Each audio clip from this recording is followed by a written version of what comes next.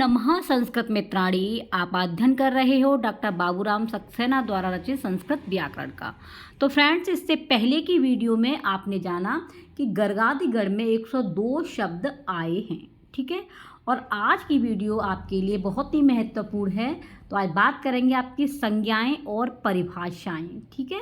संज्ञाएं और परिभाषाएं आप लोगों के पास में डॉक्टर बाबूराम सक्सेना की बुक होगी। तो दोस्तों, आप उस बुक में से आराम से अपने नोट्स बना सकते हैं। किस तरीके से बनाएंगे ये देखो मैं आपको बता रही हूँ, ठीक है। तो अब इसमें सबसे पहली जो संज्ञा है उसका नाम है वृद्धि। और वृद्धि का सूत्र है वृद्धिरादैच। वृद्धिरादैच। इसको कैसे पता पड़ेगा कि इसमें कौन सी, इसके नियम क्या है। तो नियम है बड़ा आ हो, बड़ी ए हो और ओ हो, बड़ा ओ मतलब तो ये क्या कहलाएगा, वृद्धि कहलाएगा। नेक्स्ट है आपका गुड़। गुड़ को बोलेंगे अदेंग गुड़। इसका सूत्र क्या है, अदेंग गुड़। तो इसका जो नियम है, इसमें अ आता है, छोटी ए और छोटा ओ, ये गुड़ कहलाता है, ठीक है। यहाँ पर दोस्तों हमारे कंफ्यूज हो जाते हैं जब अगर वृद्धि का सूत्र पूछा जाता है संधि का, तो संधि के सूत्र में और आपके ये संज्ञा के सूत्र में काफ़ी अंतर है, ठीक है। जैसे ये गुड़ है तो गुड़ संधि का अगर पूछा जाएगा तो आदि गुड़ होगा, और अगर आप उसने पूछी संज्ञा सूत्र तो आप बताएंगे अदेंग गुड़, ठीक है। और जैसे वृद्धि का है वृद्धिरादैच, लेकिन इसमें संधि में क्या होगा, वृद्धिरेचि। तो ये बात आपको याद रखनी है। तीसरा है संप्रसारण। संप्रसारण, इसका सूत्र है इंग्यढ़ संप्रसारणम। इसका क्या है, यवरल के स्थान पर ई उ र हो जाते हैं। नेक्स्ट है टी। टी का है अचो अंत्यादि टी। अचो अंत्यादि टी। इसमें क्या होता है, किसी भी शब्द के अंतिम स्वर और यदि उसके बाद कोई व्यंजन हो तो उसकी क्या होगी दोस्तों, टी होती है। जैसे आप जैसे में देख सकते हैं, जैसे सक में क अकार तथा मनश, मनश की क्या है, टी अस की टी संज्ञा है, ठीक है। नेक्स्ट है उपधा। पांचवी कौन सी है आपकी, उपधा। उपधा में अलो अंत्याद पूर्व उपधा। अलो अंत्याद पूर्व उपधा। इसमें क्या होता है, अंतिम वर्ड के तुरंत पहले आने वाले वर्ड की उपधा संज्ञा होती है। प्रश्न कैसे आएगा कि उपधा संज्ञा का सूत्र क्या है, तो आपको सूत्र याद करने होंगे। नियम क्या है, क्योंकि इसके अंतिम वर्ड की उपधा संज्ञा होती है, ठीक है।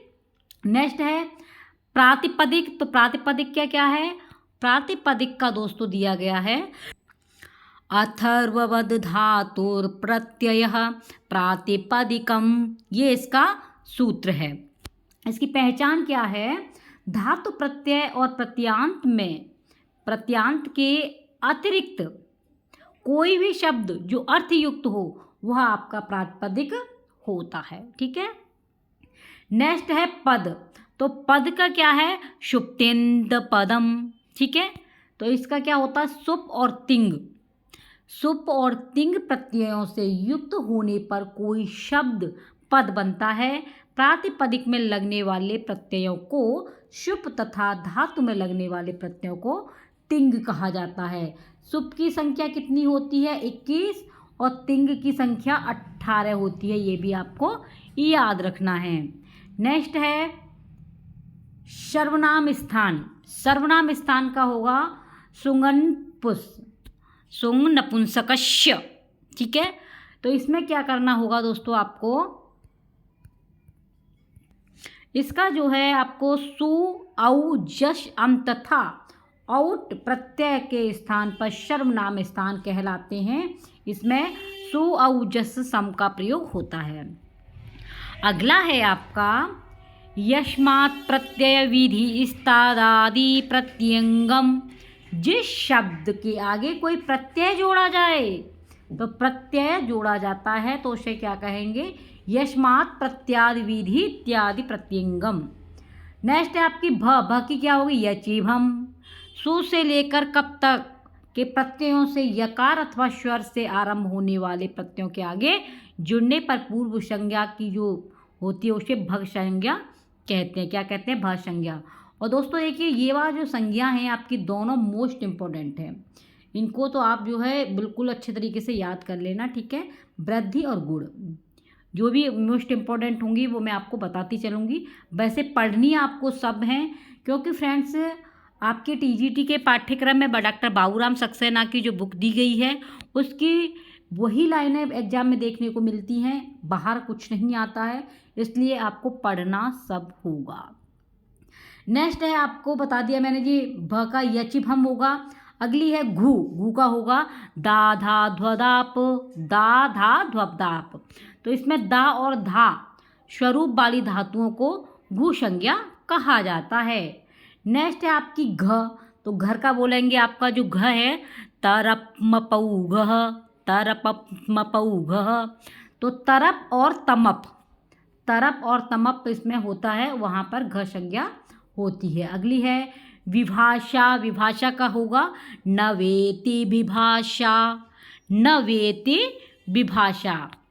ये मोस्ट इम्पोर्टेंट है निष्ठा, निष्ठा की है इक्तवतु निष्ठा, इक्तवतु निष्ठा। अगली है संयोग, तो संयोग का बनेगा सूत्र हलो अनंतरा संयोग, हलो अनंतरा संयोग।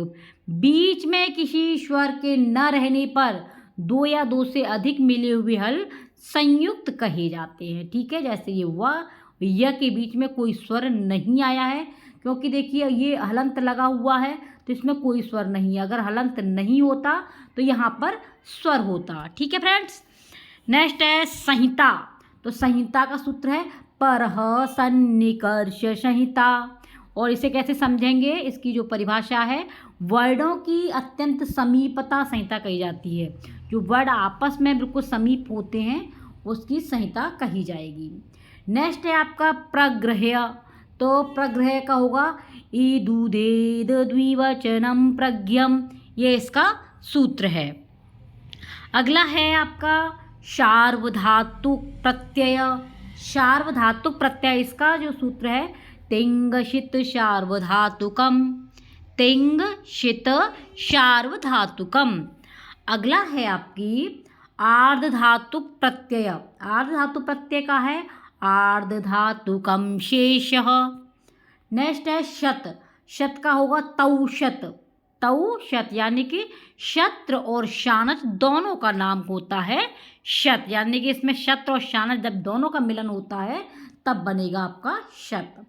नेक्स्ट है अनुनासिक, तो अनुनासिक का क्या है सूत्र मुखनासिका वचनो अनुनासिकः, मुखनासिका वचनो अनुनासिकः। जिन वर्णों का उच्चारण मुख और नासिका दोनों से होता है उन्हें नासिक कहा जाता है। क्या कहा जाएगा, अनुनासिक। ये आपके पंचमा अक्षर जो है ये आपके क्या है, अनुनासिक वर्ड है। ठीक है। अगली है आपकी शवर्ण, तो शवर्ण का सूत्र है तुल्यास्य प्रयत्नम सवर्ण, तुल्यास्य प्रयत्नम शवर्णम। ठीक है, तो ये है इसमें जब दो या उससे अधिक वर्णों के उच्चारण और आभ्यंतर, आभ्यंतर कितने होते हैं आपके 5, ठीक है, प्रयत्न समान या 1 2 तो उन्हें परस्पर सवर्ण कहते हैं। क्या कहते हैं, परस्पर सवर्ण। अगली है आपकी अनुवृत्ति, यानी कि ये दोस्तों आपकी संज्ञाएं हो गई। तो संज्ञाएं इसमें कितनी है 22, तो ये 22 आपको अपनी नोटबुक में लिखनी है। और दोस्तों आपको जो है डॉक्टर बाबूराम सक्सेना की बुक को अच्छे से पढ़ना है, अच्छे से समझना है, क्योंकि आपका प्रश्न पत्र व्याकरण का पोर्शन यहीं से बन करके आता है। हूबहू दोस्तों वही लाइनें आती हैं जो इसमें दी गई हैं। ठीक है, अब बात करेंगे अनुवृत्ति। अनुवृत्ति क्या है, सूत्रों के विस्तार को अधिक से अधिक संकुचित करने के लिए, यानी कि सूत्रों का अधिक विस्तार है, फैला हुआ है, उसे बिल्कुल सूक्ष्म रूप में लेने के लिए अनुवृत्ति 5वीं प्रणाली है। कौन सी है, 5वीं प्रणाली है आपकी अनुवृत्ति। ठीक है, तो ये आप पेज नंबर है आपका 32, इससे पहले के मैंने पढ़ा दिए हैं, आप लोग डिस्क्रिप्शन में लिंक मिल जाएगी, वहाँ से देख लेना। पाणिनि के बारे में मैंने बता दिया था, थोड़े से क्वेश्चन मैं बोलूँगी और आपको उनके आंसर कमेंट बॉक्स में देने हैं। जैसे इसमें दिया है पाणिनि ने संस्कृत को जीवित भाषा के रूप में लिया है, तो यानी जो पाणिनि है इन्होंने जो संस्कृत भाषा है वो बोलचाल की भाषा क्या है इनकी, ये भाषा का रूप जो है बोलचाल की भाषा में लिया है। ठीक है, उन्होंने लोक वेद की भाषा संस्कृत ही बताई। लोक वेदों की जो भाषा है क्या बताई है, वो संस्कृत है। लोक की संस्कृत को भाषा तथा वेद की संस्कृत को छंदस शब्द का प्रयोग करते हैं। तो संस्कृत को तो भाषा तथा वेद की संस्कृत है उसे छंदस का शब्द का प्रयोग करते हैं। ठीक है, भाषा शब्द का अर्थ ही है जिसे लोग भाषित या बोले।